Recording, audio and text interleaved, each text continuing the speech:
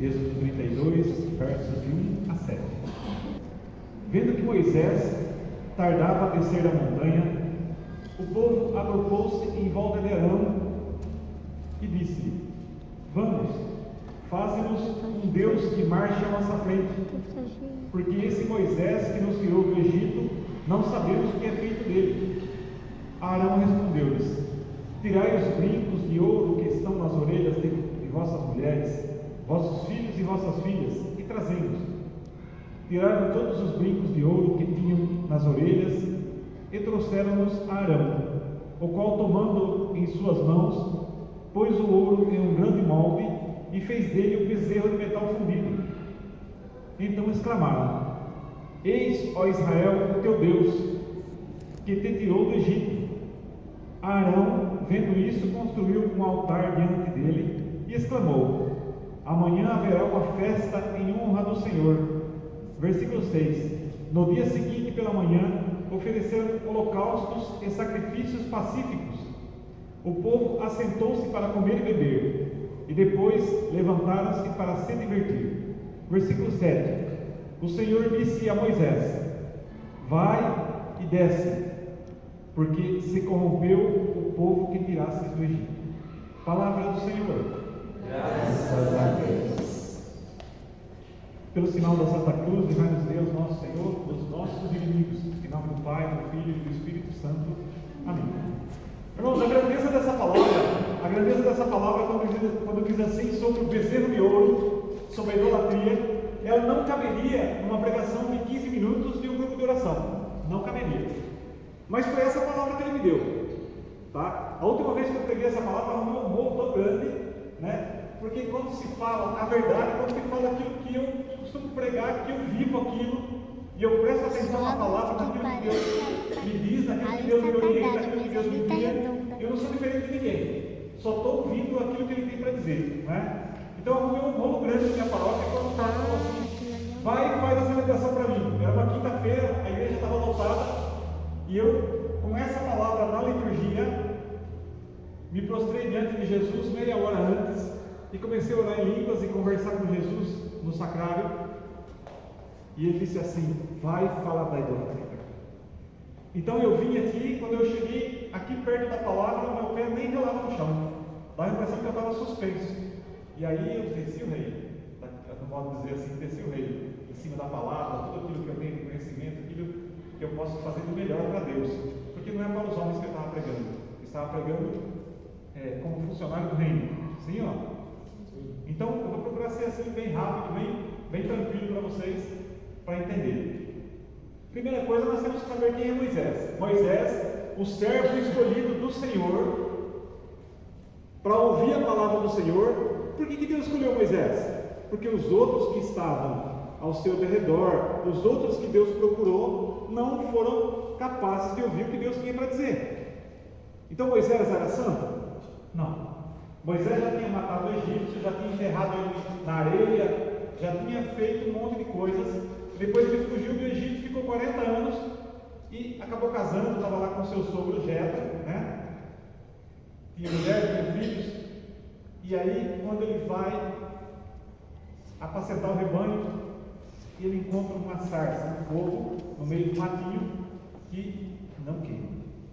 E ele se interessa por esse fogo e vai lá ver o que acontece com esse fogo que arde, essa chama que arde e não queima o mato. Ele começou a subir e: Moisés, tira a sandália dos pés, porque esse lugar que você está pisando é santo.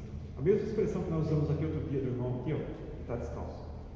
Moisés, tira a sandália dos seus pés, porque esse lugar que você está pisando é santo. E Moisés, e Deus começa a chamar Moisés pelo nome dele, e vai dar essa missão para ele, para levar a salvação, para tirar esse povo da escravidão do Egito. O que é o Egito? Qual é o símbolo do Egito? O símbolo do Egito é o símbolo de tudo aquilo que Deus não gosta. É o símbolo do pecado, da idolatria, da gula e tantas outras coisas que nos afastam de Deus. Então ele queria tirar o povo dele de lá, porque lá vivia o povo. Por 400 anos, aquele povo nosso povo, o povo de Jacó, da antiga aliança, foi levado para o Egito, porque houve uma grande fome, não é? Não é assim? E José, o escolhido de Deus, um daqueles que, entre os 12 irmãos, ouviu a palavra de Deus e resgatou a sua família inteirinha, levou para o Egito, viveram lá durante 400 anos. Depois, esse Moisés, escolhido por Deus, ele chega e vai tirar esse povo do Egito. Então ele começa a caminhar no deserto para sair fora do Egito, entende?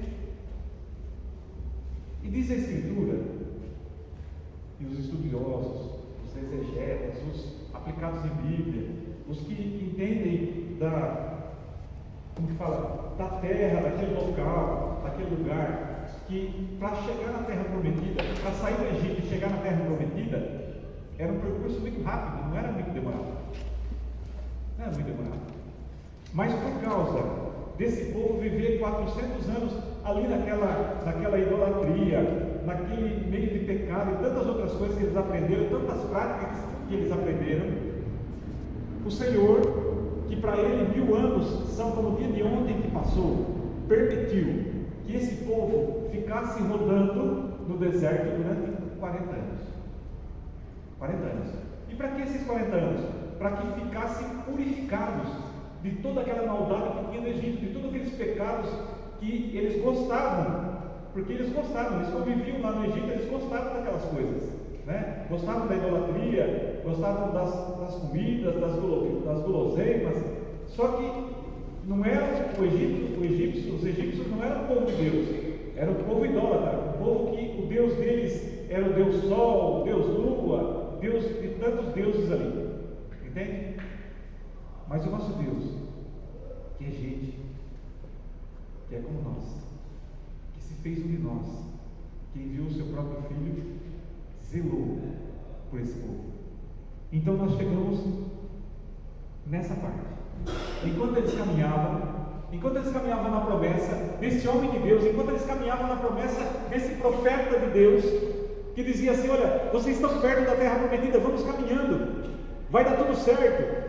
E quando Moisés sobe a montanha para pegar os mandamentos, para pegar a orientação para que sejamos santos, gente, os mandamentos não é uma lei para matar, os mandamentos é uma lei, e ela está em vigor ainda, e vai ser eterna, os mandamentos são eternos, é uma lei para que nós ficássemos vivos. Olha para quem está do seu lado e fala assim: o mandamento é para que você fique vivo.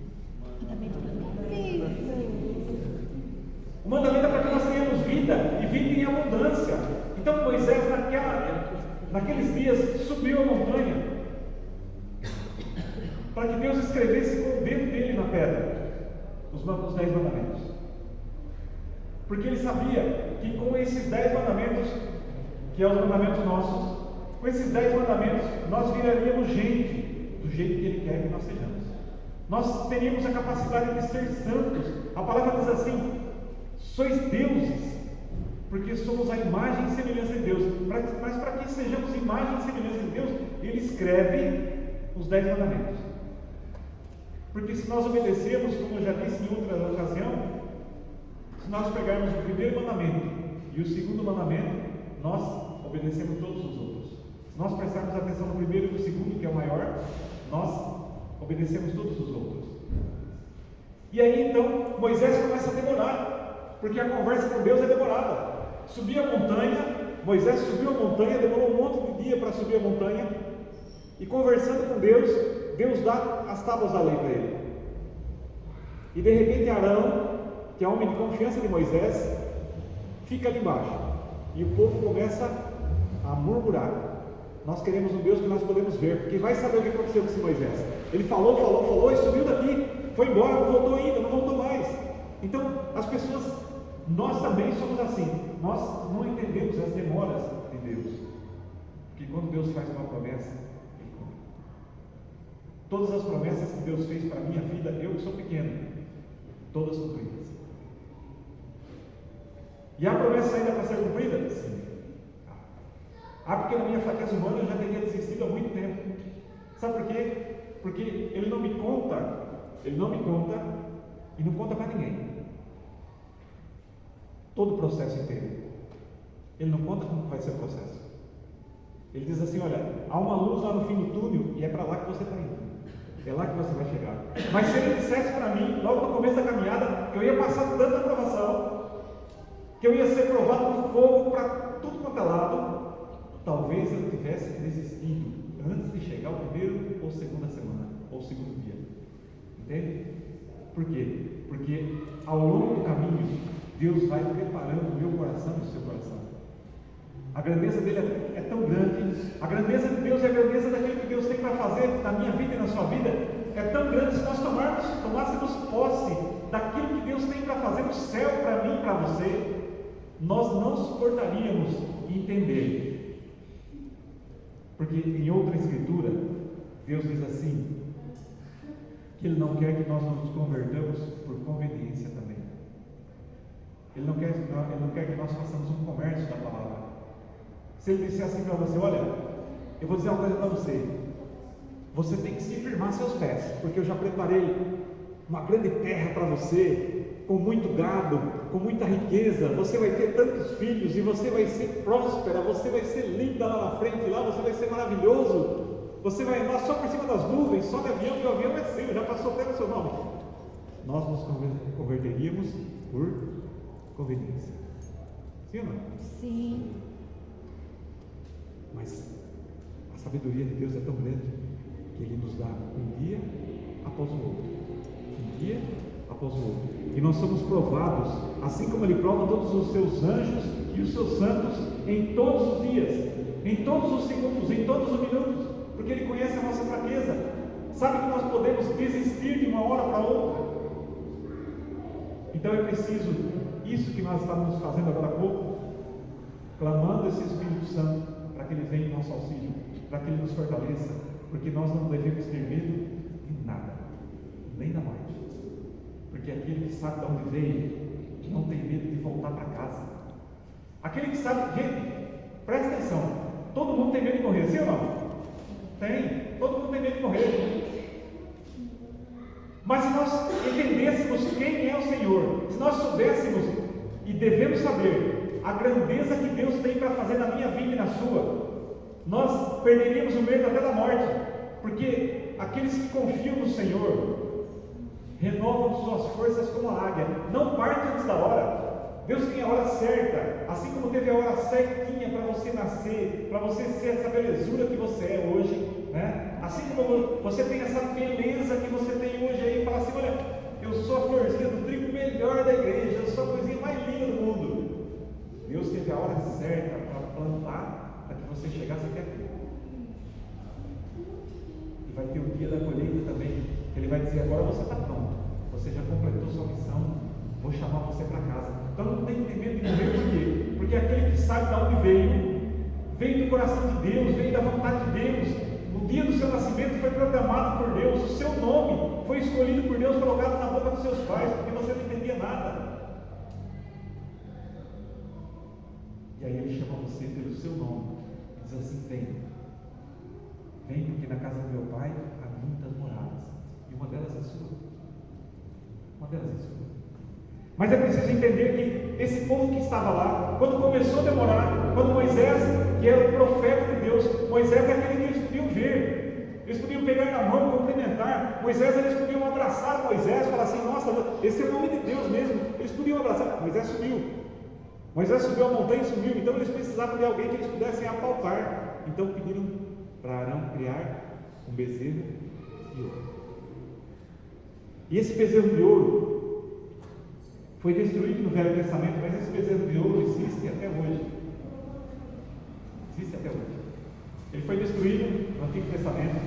Depois que Moisés desceu, quebrou as tábuas da lei que ele trouxe, as leis, né? Quebrou as tábuas da lei, mandou destruir todo o bezerro de ouro e tudo. Mas esse bezerro de ouro chama-se idolatria. Idolatria. Sabe o que é idolatria? É um ídolo. É isso que foi feito. Um ídolo para dizer assim, olha, esse ídolo aqui vai caminhar à nossa frente. Não estou falando do Círio Pascal, não. Estou falando do ídolo. Estou só representando aqui. Esse ídolo vai caminhar à nossa frente. Então, quando nós precisarmos de ajuda, nós olhamos para ele, olha, está aqui junto com a gente. Vamos carregar ele. E o nosso Deus é um Deus ciumento. É um Deus ciumento. Ele não quer que nós idolatramos padres, Porque os padres são instrumentos de Deus, assim como Moisés. Instrumentos de Deus para, diante do sacramento da comunhão, diante do altar do santo sacrifício, trazer Jesus para que nós possamos comungar em espírito, alma e divindade. Esse sim é Senhor. Esse sim é o Deus que quer caminhar na nossa frente. Esse sim, quando você tiver algum problema, você tem que olhar para o alto, onde Ele está. Olhar para o sacrário, onde Ele está. Não temos sacrário aqui, né? Não. Então, olhar para o sacrário, aonde Ele está. Olhar para o alto, onde Ele está, porque é a cura, a libertação, a graça, a nossa esperança, a nossa vida.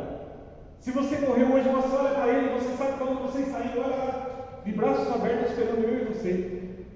E Ele olha assim para você e fala assim: completou a missão? Não, então volta.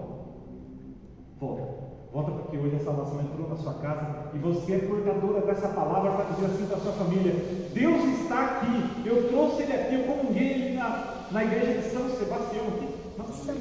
São Cristóvão. Eu comunguei Jesus na igreja de São Cristóvão e estou trazendo esse Jesus aqui, no coração, para dizer para você: vem para a igreja você também. Vem para a igreja você também buscar essa salvação. Nós não podemos idolatrar os padres, por mais bom que eles sejam. Eu dizia outra vez, outro dia, que por mais santo que o padre seja, por mais bonzinho que o padre seja, mesmo que ele realize milagres, mesmo que há cura na nossa igreja, como eu já vi, curas de câncer, de depressão, de tantas outras coisas, mesmo que o padre estenda a mão e faça chover lá fora, não se idolatra, padre. Mas o nosso louvor e a nossa adoração tem que estar naquele que movimenta o Padre. Naquele que movimenta o Padre faz toda a diferença, porque é Jesus Cristo o Senhor. E Ele não aceita ser substituído pelo ídolo. Nós não idolatramos homens, mulheres, músicos. Não.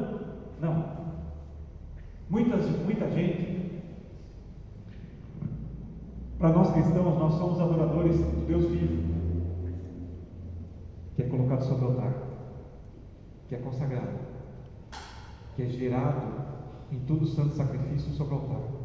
Para nós cristãos, esse é o nosso Deus. Mas há muitos, não se engane, há muitos que frequentam a igreja conosco, que rezam conosco, que estão nos nossos grupos de oração, que estão nas igrejas, que estão por aí, que não adoram o Cristo ressuscitado, mas adoram o ouro que está sobre o altar. Sabe o que é o ouro que está sobre o altar? É o dinheiro que a igreja recolhe, é os bens materiais que a igreja tem, é o status de você ter um bom carro, de ter uma boa casa, de ter uma fazenda, seja lá o que for. E nós idolatramos essas coisas e colocamos ela na frente de Deus. Quando nós colocamos a nossa confiança, o nosso apoio, toda a nossa esperança nessas coisas, nessas pessoas, a nossa vida se torna uma ruína e nós não vamos para lugar nenhum. E tem uma coisa, hein? Se Satanás perceber que você tem idolatria no seu coração, ele começa a alimentar ela de uma forma em que as coisas começam a se multiplicar para que você não largue desse vício, não largue desse apego, porque esse apego vai manter você para longe de Deus por muito tempo, até o último dia. E aí nós não temos salvação. Não temos. Então, o que nós devemos fazer? Tomar posse da palavra. Deus já enviou o seu único filho. Em João está escrito: deu o seu único filho para que aquele que nele crer, todo aquele que nele crer, tenha salvação. Deu o seu único filho para que o mundo seja salvo. Deu o seu único filho. Então nós temos, em vez de um bezerro de ouro qualquer, nós temos um Deus que deseja caminhar à minha frente e à sua frente. E quais são os mandamentos? Vou repetir aquilo que eu já preguei outras vezes. Irmãos, se nós pegarmos o primeiro mandamento, está lá escrito: amarás o Senhor teu Deus. Este. A segunda pessoa da Santíssima Trindade. Amarás o Senhor teu Deus de todo o teu coração, com toda a tua força, com tudo que você tem, com tudo que você é, com tudo que você possui. Amarás o teu Deus, somente Ele, somente a Ele prestará culto. Isso significa que existe um Deus que caminha na minha frente. Eu não estou sozinho. Não estou sozinho. Às vezes as pessoas começam a me atacar, começam a falar mal de mim e começam a me perseguir para tudo quanto é lado. E eu digo assim para eles: olha, irmãos, eu não faria isso, porque eu não tenho força para nada. Eu sou só de um barco, mas aquele que eu sirvo anda comigo e eu não ando sozinho. Ele pode ficar ciumento quando você começa a falar mal de mim e tomar minhas dores. Então eu tenho um advogado, eu tenho um defensor, eu tenho um Senhor que caminha na minha frente, eu tenho um Deus que eu posso apresentar para Ele todas as coisas, eu posso apresentar para Ele o meu sonho, o meu projeto de comprar alguma coisa, eu apresento para Deus um projeto de construir uma casa, eu apresento para Deus um projeto de ter um filho, eu apresento para Deus todas as coisas, nada pode escapar, por quê? Porque Ele deseja ser Senhor da minha história, da minha vida. Então eu não faço mais nada sem perguntar para Ele. E qual que é a vantagem disso? A nossa margem de erro é zero.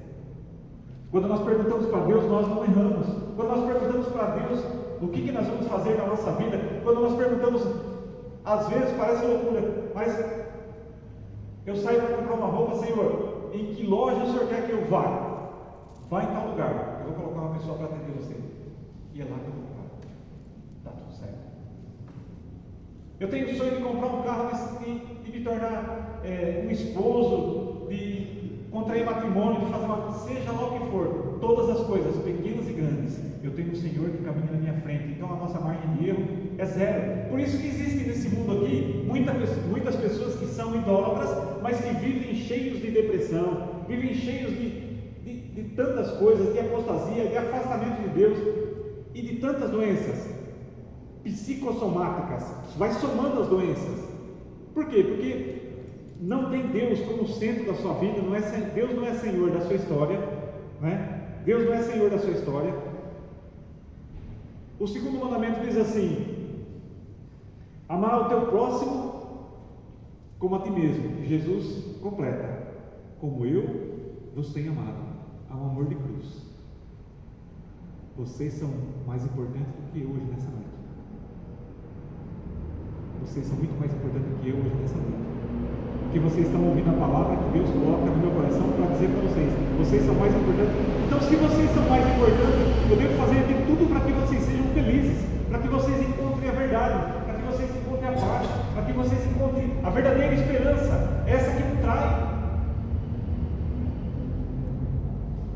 E por último, não mandamento, mas o complemento do mandamento, aquilo que Jesus veio trazer, a salvação pelo perdão dos pecados. Então Deus quer que eu e você perdoamos os outros.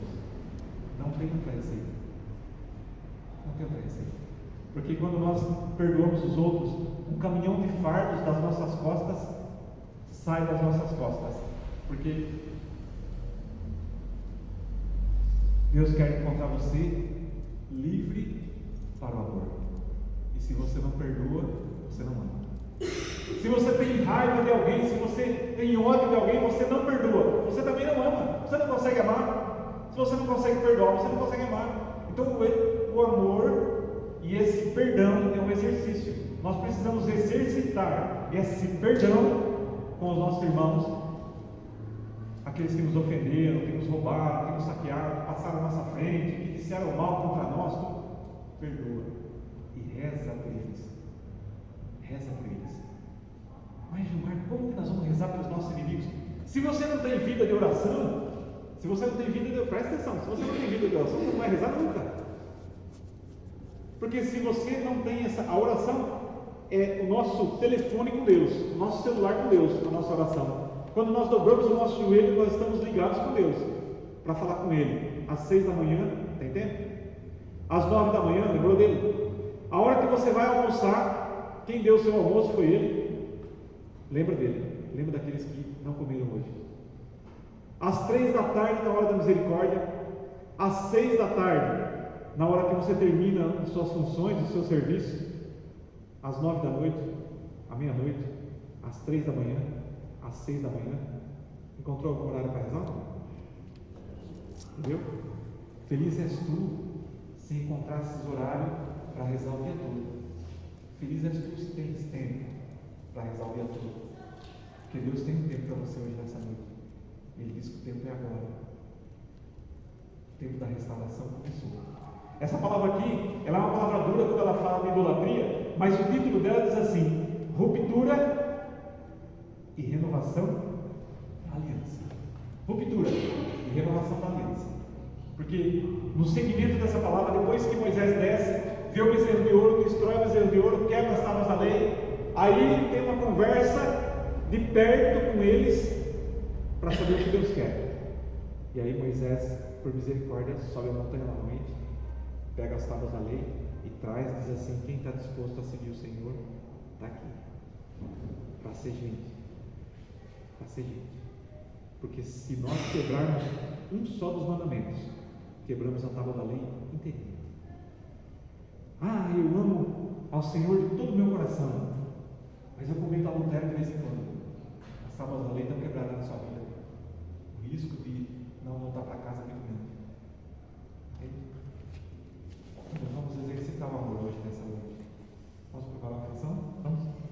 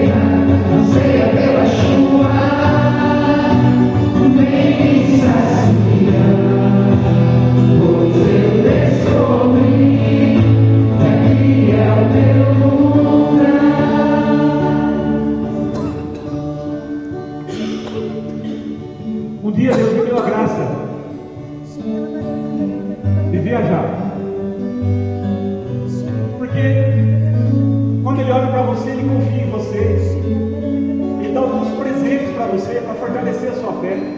E eu vou dizer dizer que Deus me levou. Não. Eu tinha um sonho de conhecer a Itália, de conhecer o Coliseu de Roma, onde muitos cristãos foram martirizados lá. E Ele me levou naquele lugar. Tanto amor que nós rodamos 15 dias. E o dia que nós fomos no Coliseu estava fechado. Um dia antes de vir embora de Roma, cancelaram uma parte da viagem. E a mulher que estava comandando a excursão olhou para mim e falou assim: Gilmar, você fica em Roma mais um dia. E aí eu esperei o dia amanhecer, peguei o metrô, peguei o ônibus e fui para o Coliseu de Roma, na chuva, para conhecer a terra de Santa Teresinha. Um dia entrou correndo e beijou o chão que muitos cristãos morreram para defender esse homem, para defender esse Cristo que veio trazer vida para mim e para você. E aí eu trouxe essa cruz de lá. Então eu queria que você passasse de mão em mão rapidamente, enquanto nós vamos cantar novamente. Olha para esse Cristo que está nessa cruz. É igual aquele que está lá. É igual aquele que está no coração de vocês, pendurado no pescoço de vocês. Não sem cruz nenhuma, só com escapulário de uma senhora. Mas olha para essa cruz e veja que vale a pena deixar Deus reconstruir a igreja em você. Porque há uma reconstrução. Com São Francisco de Assis, no ano de 1200, houve a reconstrução da igreja, a reconstrução da fé, a espiritualidade, a idolatria caiu por terra. E começou-se um amor a Cristo muito grande, a ponto de nós carregarmos o amor de Cristo. O amor da Santa Eucaristia pelas ruas, de fazer via sacra, de fazer um presépio. E Deus deseja reconstruir essa igreja, porque ela entrou em idolatria novamente. Por causa dessa evolução financeira, por causa dessa evolução de materiais e de tantas outras coisas que foram criadas. A idolatria entrou no mundo novamente e as pessoas trocam Deus pelo celular, por pessoas, por ídolos, por tantas outras coisas, que esquecem que o autor da vida está aí. E Deus quer reconstruir esse coração meu e seu, hoje nessa noite. Que nós possamos sair daqui com esse Cristo. Gente, lá em Roma, lá na igreja de São Pedro e São Paulo, uma catedral de acho que uns 30 metros de altura. Linda, linda demais. Nós entramos todos trocados, bem vestidos, perfumados, para participar da Santa Missa, em italiano lá. E o mendigo sentado na porta da igreja, na porta. Eu fui acompanhando a procissão de gente entrando nessa igreja, e vai pensar que a igreja é enorme, uma catedral, eu acho que dá uns 200 templos desse ou mais. Enorme. Para se reunir no fundo, para celebrar uma Santa Missa, umas 50 pessoas, não tinha mais. Entende? Poderia estar lotada, até gente do lado de fora, mas não tinha mais do que 50 pessoas. E esse menino estava na porta, e eu vim junto com a excursão. Nós estávamos em 38 pessoas, mas alguns que eram italianos que estavam lá no fundo, já prontos. Todos passaram pelo mendigo, desviando, para não perder o perfume, para ir lá para receber o Cristo lá no fundo, sendo que o Cristo estava na porta. O Cristo estava na porta, pedindo um auxílio. Nós tivemos a graça de dar esse auxílio para ele. Não sei se foi 10 euros, 2 euros, 5 euros, nós demos para ele. O que nós tínhamos, nós demos para ele. Porque eu nunca vou esquecer, Cristo estava na entrada da igreja. Lá dentro não tinha nada. Só gente bem trocada. Gente bem trocada, perfumada, sem Deus não serve para nada. Para nada. Mas esse mendigo, mesmo cheirando mal, e o perfume do Cristo, é esse que nós precisamos voltar a ter. O perfume do Cristo. Olha para essa cruz. Vamos cantar essa terra seca. Essa terra seca eu escolhi agora. Porque esse é o meu e o seu lugar. Mas você não é obrigado a aceitar. Não. Só olha para essa cruz aí e veja se a sua vida está valendo a pena.